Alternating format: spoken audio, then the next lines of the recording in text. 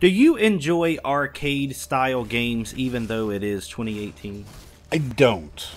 I can't decide if I still do or not. I have to play them surprisingly frequently, to be completely honest, because a lot of developers have a really strong attachment to like retro feels in games, and they really like to try to emulate that, and I think that's twofold. One reason is because of nostalgia, the other is because it doesn't take a AAA studio to do that, right? It's something that a smaller indie team can actually accomplish relatively easily.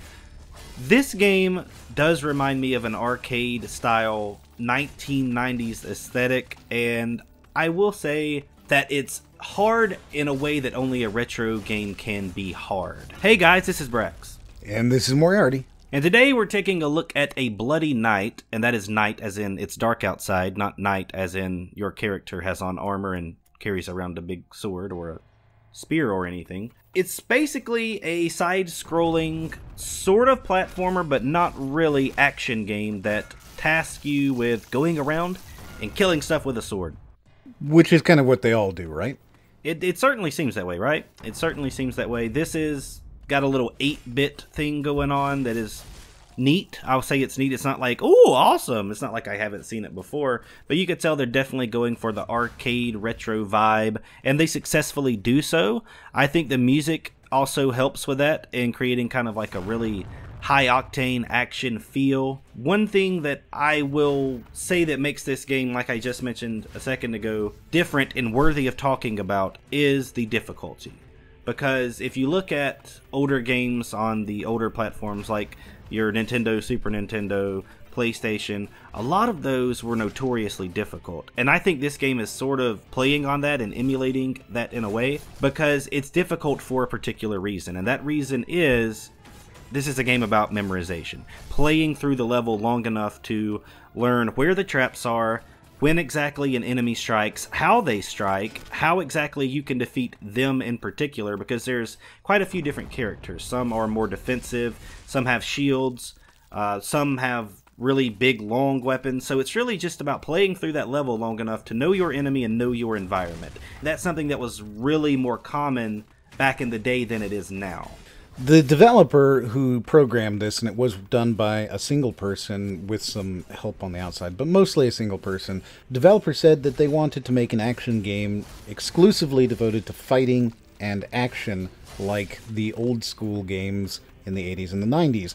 And it sounds like that was achieved. It was achieved. I will say that is true because this really is all about action. It's really fast. Nothing ever slows down. You start a level and you run through it, and of course the first time you're going to be more likely to fall into a trap or blow yourself up by accident. All of that is okay, I guess, because of the speed and the fact that if you die, you restart, but it doesn't feel like you just lost a crazy amount of playtime, because each level, if you run through it perfectly, I would say 60, 90 seconds. Once you master that level, and you could, speed run it, I guess you could say. So it isn't frustrating even though you die a lot, if that makes sense. No, I get it, absolutely. What I think is interesting, and this is something that's very interesting to me, and I think would be interesting to other people, maybe a little bit less, is that this is a game that was designed by an animation expert. Somebody who's done animation on full-length feature films, including the movie Gladiators of Rome, which was out in 2012. But when I look at this, I don't see that animation expertise coming through so much. Yes, there's little tricks here and there that seem to be very interesting, like the parallax and the zooming when you jump and all that, to make it feel a little bit more, perhaps, engaging. But at the same time, I watch it and I look and I say, okay, but then you've got these weird little blocks that are untextured popping out of the ground, and things like that. The backgrounds are cool, the parallax scrolling is cool, and the characters and the animations on the characters look alright. They're not bad by any means. But at the same time, there's all these little graphical things that make me go, but it's not so great. It could be better. Oh no, I did not think that it was graphically special in any way when I played it. I was just saying, oh, 8-bit side-scroller, ooh, that's so nostalgic, that's neat. But I wasn't wowed or anything. And actually, you bring up a pretty valid point when you said you have like these squares that are just sort of there. There are traps scattered throughout many of these levels that will have a spear shoot up out of the ground to deal damage to you or possibly kill you. And the only way that you can tell they are there before you get to them is like they're little tiny white spikes that are raised out of the ground. And the odds of you spotting that the first time you try to play through a level are very small because of what you just said. They're just not really there. They blend in with everything else because there are so many little squares that are just on the level. So it really made it hard to distinguish that's a trap because hell, there are lots of little tiny squares around. How am I supposed to know that those represent a spike that shoots up out of the ground? Yeah, altogether, I'm not thrilled by the art. And I feel like if the major thing that the artist is going to talk about is how incredible they were as an artist, maybe the art should be better. At the same time, the character art is pretty good. When you watch the movements and you see the animations that they're doing when they're throwing and hitting stuff, it doesn't look bad by any means. The death animations are alright. There's plenty of skill that's going into that, and again, the backgrounds are very pretty. It's just the foreground that isn't. You see weird little problems as well when we're looking at, for example, the level with the pillars, where the pillars are coming in front of the screen, which normally isn't such a big deal because, you know, I get it, you're trying to show off that you're in the middle of all these pillars.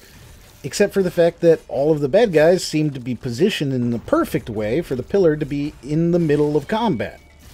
Yeah, I noticed that when I was playing it as well, and it annoyed me, the fact that when I run by these pillars, I can't see my character, so I'm just randomly mashing square, which is the attack button, which is something else I need to talk about.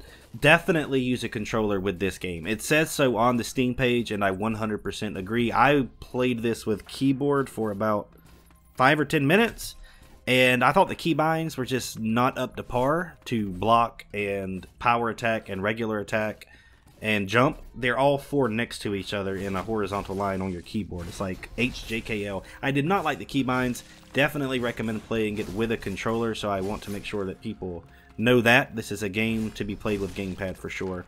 But yeah, like you were saying, that bothered me. With the columns being at the forefront, they're basically just a big black bar in the middle of the screen that when your character runs behind, you can't see what's going on. And you did point out something very important. The enemies seem to be positioned in a way that it benefits them, not the player. So I don't know if that's a difficulty thing or just a lack of insight on what it's actually like to try to fight when you can't see what the hell is going on. But that was annoying for sure. We would probably at this point say, oh, but it's early access, and that's why we're okay with these problems, and they'll probably go away. However, this is not early access. Yeah, this game is finished, and it feels finished. I'll say that. Like, it doesn't feel like it's not polished. It really runs solid at the frames that it runs at. It's around 60 frames. It never drops. It doesn't feel like anything is still a work in progress. These are finished levels. All of the enemies, you can tell, are what they are, and this game isn't going to change. It is in its final state. With that said, I did enjoy this. I think it does offer something that is fun because of the pacing of the game. It is fast-paced. The levels are short. I feel like you could get through this entire game in just a couple of hours, like a few hours maybe, though. It does get more difficult, but from my understanding, there's only around 20 levels, and I was able to clear, I don't know, I'd say 7 levels in just a matter of an hour, or maybe even a little less. So even though I can tell that each level gets a lot harder than the last, I still feel like a few hours and you would be able to beat this, even if it got really, really difficult by the end. But it is $5, so I think that is a really good price for it, because if you look at how much time you're going to get out of it, $5 seems to be completely reasonable to me. And I'm really glad that he doesn't want more out of it. Like, I think that's fair, that's respectable. Based upon what you get, $5 is something that I could totally get down with. And I think that that's important to say, is that this is a $5 game. So we're not looking at this going, oh, you know, this is a $50 game and it could have been better.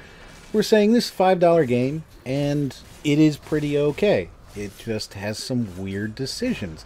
And I really, really am not sure about why the developer decided to stick in these weird square blocks with no textures on them as part of the foreground. It's just a weird decision coming from somebody who is an animation expert.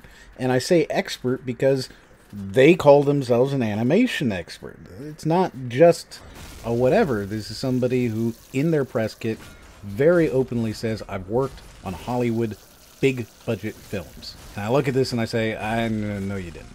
So that's your main gripe. I think it's a fair gripe to have, and it's something that I can see where you're coming from, no doubt. But for me, if I were to have one single large complaint about the game, it's going to be more about, for me, the actual gameplay itself. And that is that it reminds me a little bit of like the discussions we've had about Cuphead and how people say, oh, this is such a hard game. People have been saying this is a difficult game, but it's difficult in the same way that Cuphead is, right? It's difficult because it's not necessarily fair all the time. Like at one point, you're running through the map and spears just fall out of the sky on you. And when you're playing through the level the first time, there's absolutely zero way that you would know that was coming. The only way you can figure out exactly when it's going to happen is there are 3 palm trees in the background, and you'll notice after about the 3rd time that you die from spears raining down from the sky out of nowhere, that about the time that you get to those 3 palm trees is when that's going to happen. So you have to slowly walk up to those palms and then turn around and go back left before they fall down on top of you and kill you. And for me, it's like, that isn't hard. That's just the player literally has no idea that that's about to happen until they've played through the level and died a couple of times. So that's my largest complaint about the game, is the way that it's presented as being difficult, but in reality it's just a matter of memorizing and playing through the levels a few times until you know them like the back of your hand, and then it's really not hard at all. So, as with a lot of these kind of Metroidvania style games, though even this I wouldn't really call it Metroidvania, those type of games, the biggest problem is, for me especially, the fact that I consider it to be unfair that the only way that you can learn how to play the game is through memorization.